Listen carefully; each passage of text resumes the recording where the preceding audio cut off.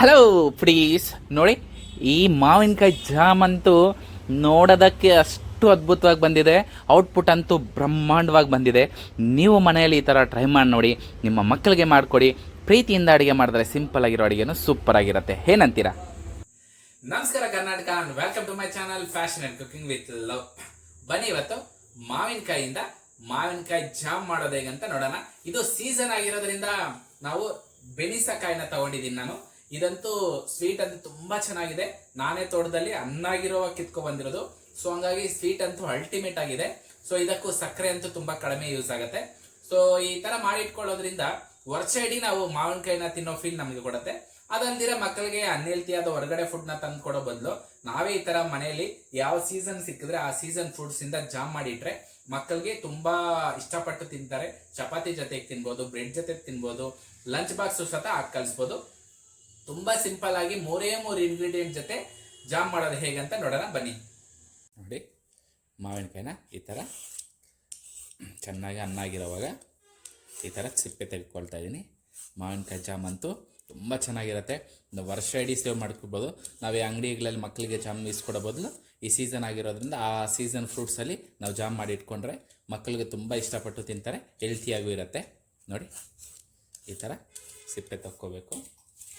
ನೋಡಿ, ನಾನು 4 ತಗೊಳ್ತಾ ಇದ್ದೀನಿ. ಇನ್ನೊಂದು ಕಟ್ ಮಾಡ್ಕೊಳ್ತೀನಿ. ಯಾವುದೇ ಅಡುಗೆ ಆಗಲಿ ಪ್ರೀತಿಯಿಂದ ಅಡುಗೆ ಮಾಡಿದ್ರೆ ಸಿಂಪಲ್ ಆಗಿರೋ ಅಡುಗೆನೂ ಸೂಪರ್ ಆಗಿರುತ್ತೆ. ಏನಂತೀರಾ? ನೋಡಿ, ಅಷ್ಟು ಕಲರ್ಫುಲ್ ಆಗಿದೆ ಅಂದರೆ ಅಷ್ಟು ಕಲರ್ಫುಲ್ ಆಗಿದೆ. ಇದು ಬೆನಿಸ ಮಾವಿನಕಾಯಿ ಮರದಲ್ಲೇ ಕಿತ್ಕೊ ಬಂದಿರೋದು ನಾನೇ ಹೋಗಿ. ಅದಕ್ಕೆ ತುಂಬ ಚೆನ್ನಾಗಿ ಹಣ್ಣಾಗಿದೆ. ಟೇಸ್ಟ್ ಅಂತೂ ಅಲ್ಟಿಮೇಟ್ ಆಗಿದೆ. ಸೊ ಇದು ಜಾಮ್ ಮಾಡೋಣ ಅಂತ ಜಾಮ್ ಮಾಡ್ತಾಯಿದ್ದೀನಿ. ಸೊ ಇದು ಸೀಸನ್ ಎಂಡ್ ಆಗ್ತಿದೆಯಲ್ವಾ, ಸೊ ಹಂಗಾಗಿ ಈಗ ನಾನು ಮಾಡ್ತಾಯಿದ್ದೀನಿ. ನೋಡಿ, ಮಾವಿನಕಾಯಿನ ಕ್ಲೀನಾಗಿ ಕಟ್ ಮಾಡ್ಕೊಳ್ತೀನಿ. ಕಟ್ ಮಾಡಿ ಮಿಕ್ಸಿಂಗ್ ಮಾಡ್ಕೊಳ್ತೀನಿ. ಈ ಥರ ಸಣ್ಣ ಸಣ್ಣಗೆ ಕಟ್ ಮಾಡಿಕೊಂಡ್ರೆ ಸಾಕು. ನೀವೇನಾದರೂ ಇದೇ ಮೊದಲ ಬಾರಿಗೆ ನಾನು ಯೂಟ್ಯೂಬ್ ಚಾನಲ್ ನೋಡ್ತಿದ್ರೆ ಸಬ್ಸ್ಕ್ರೈಬ್ ಮಾಡ್ಕೊಳ್ಳಿ. ಇನ್ಸ್ಟೆಂಟ್ ನೋಟಿಫಿಕೇಷನ್ಗಾಗಿ ಬೆಲ್ಲೈಕನ್ನ ಕ್ಲಿಕ್ ಮಾಡಿ. ಫ್ರೆಂಡ್ಸ್ ಆ್ಯಂಡ್ ಫ್ಯಾಮಿಲಿ ಜೊತೆ ಶೇರ್ ಮಾಡಿ. ನಿಮ್ಗೆ ಅಡುಗೆ ಮಾಡೋಕ್ಕೆ ಬಂದಿಲ್ಲ ಅಂದರೆ ಯಾರು ಅಡುಗೆ ಮಾಡ್ತಾರೋ ಅವ್ರಿಗೆ ಶೇರ್ ಮಾಡಿ ಈ ಥರ ಮಾಡಿಕೊಡು ಅಂತ ಕೇಳಿ. ನೋಡಿ, ಎಲ್ಲ ಇದೇ ಥರ ಕಟ್ ಮಾಡ್ಕೊಂಡಿದ್ದೀನಿ. ಸುಮಾರು ಇದು ಬಂದುಬಿಟ್ಟು ಒಂದು 3.5 kg ಬರುತ್ತೆ. ಸೊ ಇದು ಜಾಮ್ ಮಾಡೋಣ, ಎಷ್ಟಾಗತ್ತೆ ಅಂತ ನೋಡೋಣ. ನಾನು ಕಪ್ಪು ಲೆಕ್ಕದಲ್ಲಿ ಮೆಜರ್ ಮಾಡ್ಕೊಳ್ತೀನಿ. ಮಿಕ್ಸಿ ಮಾಡಿಕೊಂಡು ಫಿಲ್ಟರ್ ಮಾಡ್ಕೋಬೇಕು.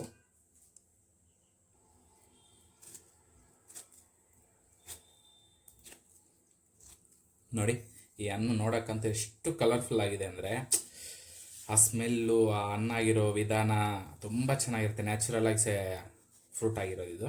ಸೊ ಯಾವುದೇ ಕೆಮಿಕಲ್ ಯೂಸ್ ಮಾಡಿರಲ್ಲ. ಸೊ ಹೆಲ್ತಿಯಾಗಿರುತ್ತೆ. ಸೊ ಹಂಗಾಗಿ ನಾವು ಇದೇ ಥರ ಮನೆಯಲ್ಲಿ ನಮ್ಗೆ ಆದಷ್ಟು ನೇಟಿವ್ ಫ್ರೂಟ್ಸ್ನ ತಿನ್ನೋದನ್ನು ಕಲೀರಿ.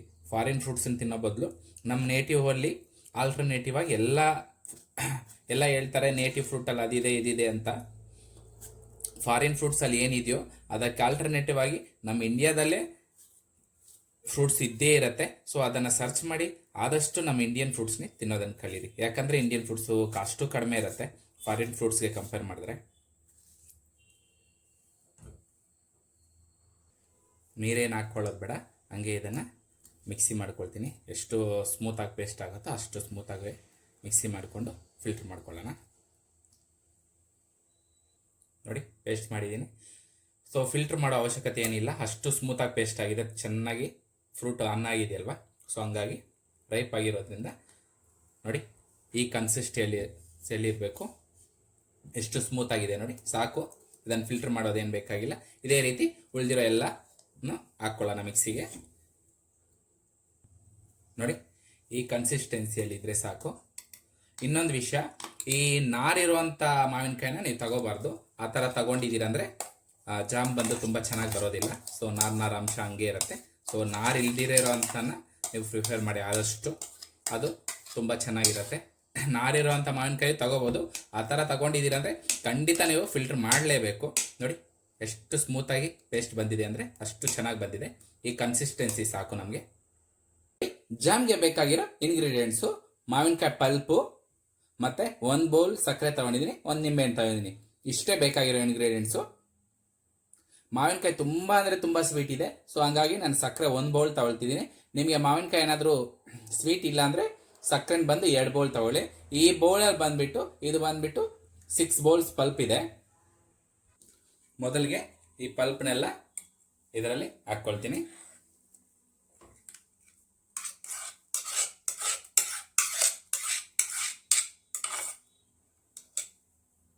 ನೋಡಿ ಸ್ವಲ್ಪ ನೀರು ಹಾಕ್ಕೊಳ್ತಿದ್ದೀನಿ. ನೋಡಿ ಒಳ್ಳೆ ಬೆಣ್ಣೆ ನೀರಲ್ಲಿ ಹಾಕಿದ್ರೆ ಹೇಳ್ದಂಗೆ ತೇಳಿದೆ ಪಲ್ಪು. ಈಗ ಆ ನೀರು ಹಾಕಿದ್ವಲ್ಲ ಸ್ವಲ್ಪ ಚೆನ್ನಾಗಿ ಮಿಕ್ಸ್ ಮಾಡ್ಕೊಳ್ಳೋಣ.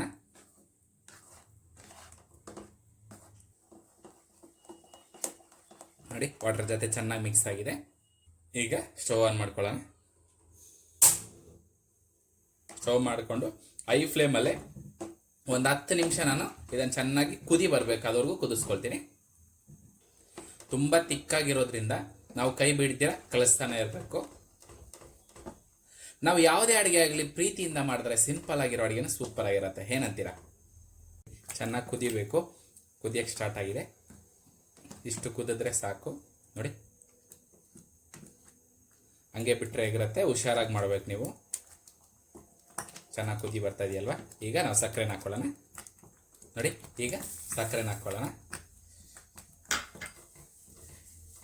ಈ ಸಕ್ಕರೆ ಹಾಕ್ಕೊಂಡ್ಮೇಲೆ ನಾವು ಒಂದು ಲೆಮನ್ನ ಪೂರ್ತಿ ಸ್ಕ್ವೀಸ್ ಮಾಡ್ಕೊಳ್ಳೋಣ.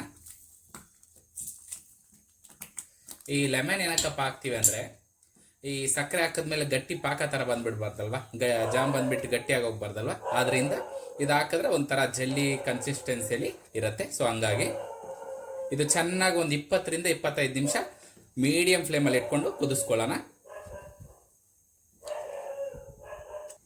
ಈ ಜಾಮ್ನ ಮಾಡೋಕ್ಕೆ ಸ್ವಲ್ಪ ಪೇಷನ್ಸ್ ಬೇಕು, ಯಾಕಂದರೆ ಕೈ ಮೇಲೆಲ್ಲ ಎಗರ್ತಿರತ್ತೆ ಬಿಸಿ ಬಿಸಿ. ಸೊ ಹಂಗಾಗಿ ಕೈನ ಬಿಡ್ದೀರ ಕಲಿಸ್ತಾನೆ ಇರಬೇಕು. ನೋಡಿ ಒಂದು 10 ನಿಮಿಷ ಕುದಿಸ್ಕೊಂಡಿದ್ದೀನಿ. ಇನ್ನೊಂದು 10 ರಿಂದ 15 ನಿಮಿಷ ಕುದಿಸ್ಕೊಳ್ಳೋಣ. ಈ ಸ್ಟೇಜಲ್ಲಿ ಏನಾದರೂ ನಾವು ಎತ್ತಿಟ್ಕೊಂಡ್ರೆ ಇದನ್ನು ಮ್ಯಾಂಗೋ ಸಿರಪ್ ಥರ ಎತ್ತಿಟ್ಕೋಬೋದು. ವರ್ಷ ಇಡೀ ಇಟ್ಕೊಂಡು ಮ್ಯಾಂಗೋ ಜ್ಯೂಸ್ ಕುಡಿಬೇಕಂದಾಗೆಲ್ಲ ಎತ್ಕೊಂಡು ಕುಡಿಬೋದು. ನಾನು ನೆಕ್ಸ್ಟ್ ವಿಡಿಯೋಲಿ ಅದನ್ನು ಸಹ ಮಾಡ್ತೀನಿ. ನೋಡಿ ಆಲ್ಮೋಸ್ಟ್ ನಮ್ಮ ಜಾಮು ಕನ್ಸಿಸ್ಟೆನ್ಸಿಗೆ ಬಂದಿದೆ. ಇದೇ ಥರ ಈಗ ನೇರಳೆ ಹಣ್ಣು ಸೀಸನ್ ಆಗಿರೋದ್ರಿಂದ ನಾನು ನಾಟಿ ನೇರಳೆ ಹಣ್ಣಿಂದ ಜಾಮ್ ಮಾಡಿದ್ದೀನಿ. ಅದರ ವಿಡಿಯೋನ ಡಿಸ್ಕ್ರಿಪ್ಷನಲ್ಲಿ ಕೊಟ್ಟಿರ್ತೀನಿ, ಬೇಕಾದರೆ ಚೆಕ್ ಮಾಡ್ಕೊಳ್ಳಿ. ಅದು ಹೋದ ವರ್ಷ ಮಾಡಿಟ್ಟಿರೋ ಜಾಮ್ ಇನ್ನೂ ನಮ್ಮ ಮನೇಲಿದೆ. ತುಂಬ ಅಂದರೆ ತುಂಬ ಚೆನ್ನಾಗಿರುತ್ತೆ. ಹುಳಿ ಹುಳಿಯಾಗಿ ಸ್ವೀಟು ತುಂಬ ಅದ್ಭುತವಾಗಿರುತ್ತೆ. ನಮ್ಮ ಮಕ್ಕಳಂತೂ ತುಂಬ ಇಷ್ಟಪಟ್ಟು ತಿಂತಾರೆ. ನೀವು ಮನೇಲಿ ಟ್ರೈ ಮಾಡಿ ನೋಡಿ, ಹೇಗೆ ಬಂತು ಅನ್ನೋದನ್ನು ಕಮೆಂಟ್ ಮೂಲಕ ತಿಳಿಸೋದನ್ನು ಮಾತ್ರ ಮರಿಬೇಡಿ. ನೋಡಿ ಚೆನ್ನಾಗಿ 25 ನಿಮಿಷ ಚೆನ್ನಾಗಿ ಕುದಿಸ್ಕೊಂಡಿದ್ದೀನಿ. ಈಗ ಬಂದು ನಾನು ಸ್ಟವ್ ಆಫ್ ಮಾಡ್ಕೊಳ್ತೀನಿ. ಸ್ಟವ್ ಆಫ್ ಮಾಡಿಕೊಂಡು ಇದನ್ನು ತಣ್ಣಗಾಗಕ್ಕೆ ಬಿಡೋಣ. ಈ ತಣ್ಣಗೆ ಇಡೀ ದಿನ ಬಿಡಬೇಕು, ಇಲ್ಲ ಫ್ಯಾನ್ ಕೆಳಗಡೆ ಇಟ್ಟರೆ ಒಂದು 4 to 5 hours ಸಾಕು. ನಾನು ಹಂಗೆ ಕಂಪ್ಲೀಟಾಗಿ ತಣ್ಣಗಾಗಕ್ಕೆ ಬಿಡ್ತಾ ಇದ್ದೀನಿ. ಇದು ಕಂಪ್ಲೀಟಾಗಿ ತಣ್ಣಗಾದ್ಮೇಲೆ ನಾವು ಬ್ರೆಡ್ ಜೊತೆ ಆಗಲಿ, ಚಪಾತಿ ಜೊತೆಗಾಗಲಿ, ಲಂಚ್ ಬಾಕ್ಸ್ ಮಕ್ಕಳಿಗೆ ಎಲ್ಲಾದ್ರ ಜೊತೆ ಸರ್ವ್ ಮಾಡ್ಬೋದು. ಬನ್ನಿ ಇದು ತಣ್ಣಗಾದ್ಮೇಲೆ ಹೇಗಿರುತ್ತೆ ಅಂತ ನೋಡೋಣ. ನೋಡಿ ನಮ್ಮ ಜಾಮು ಥಿಕ್ನೆಸ್ ಹೇಗೆ ಬಂದಿದೆ ಅಂತ ನೋಡಿ, ಎಷ್ಟು ಚೆನ್ನಾಗಿ ಬಂದಿದೆ. ಈ ಕನ್ಸಿಸ್ಟೆನ್ಸಿಯಲ್ಲಿ ತುಂಬ ಚೆನ್ನಾಗಿದೆ. ಸ್ಮೆಲ್ ಅಂತೂ ಘಮ ಘಮ ಅಂತ 4 ಬೀದಿಗೆ ಹೋಗೋಷ್ಟು ಸ್ಮೆಲ್ ಅಂತೂ ಬರ್ತಾ ಇದೆ. ತುಂಬ ಚೆನ್ನಾಗಿ ಬಂದಿದೆ. ಈಗ ನಾವು ಇದನ್ನು ಒಂದು ಗ್ಲಾಸ್ ಜಾರಲ್ಲಿ ಹಾಕ್ಕೊಂಡು ಏರ್ ಟೈಟ್ ಕಂಟೈನರಲ್ಲಿ ಇಡೀ 1 ವರ್ಷ ಫ್ರಿಜ್ಜಲ್ಲಿ ಆದರೂ ಇಟ್ಕೋಬೋದು, ಇಲ್ಲ ಹೊರಗಡೆ ಬೇಕಾದರೂ ಇಟ್ಕೋಬೋದು. ನೋಡಿ ಈಗ ಇದನ್ನೆಲ್ಲ ತೆಗೆದು ಒಂದು ಗ್ಲಾಸ್ ಜಾರಲ್ಲಿ ಹಾಕ್ಕೊಳ್ತಿದ್ದೀನಿ. ನೋಡಿ ಈ ಕನ್ಸಿಸ್ಟೆನ್ಸಿಯಲ್ಲಿ ತುಂಬ ಚೆನ್ನಾಗಿದೆ ಜಾಮು, ತುಂಬ ಚೆನ್ನಾಗಿ ಬಂದಿದೆ. ನೀವು ಮನೇಲಿ ಟ್ರೈ ಮಾಡಿ ನೋಡಿ, ಹೇಗೆ ಬಂತು ಅನ್ನೋದನ್ನು ಕಮೆಂಟ್ ಮೂಲಕ ತಿಳಿಸೋದನ್ನು ಮಾತ್ರ ಮರಿಬೇಡಿ.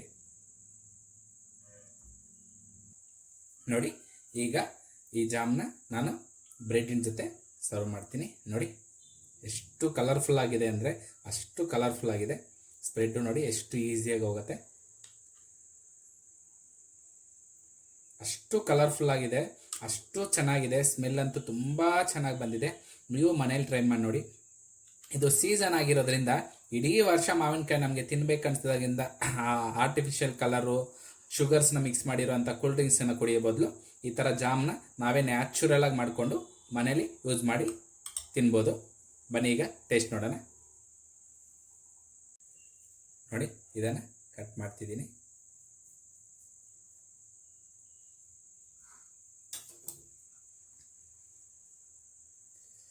ನೋಡಿ ಎಷ್ಟು ಚೆನ್ನಾಗಿದೆ ಅಂದರೆ ಅಷ್ಟು ಚೆನ್ನಾಗಿ ಬಂದಿದೆ.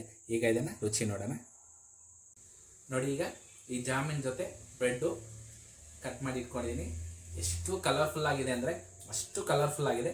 ಬನ್ನಿ ಈಗ ಇದನ್ನು ಟೇಸ್ಟ್ ನೋಡೋಣ.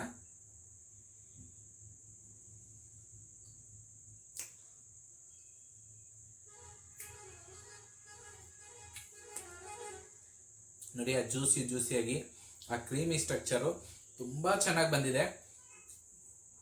ಆ ಮಾವಿನಕಾಯಿ ತಿನ್ನೋ ಫೀಲ್ ಹಂಗೆ ಬರ್ತಿದೆ ನನಗೆ.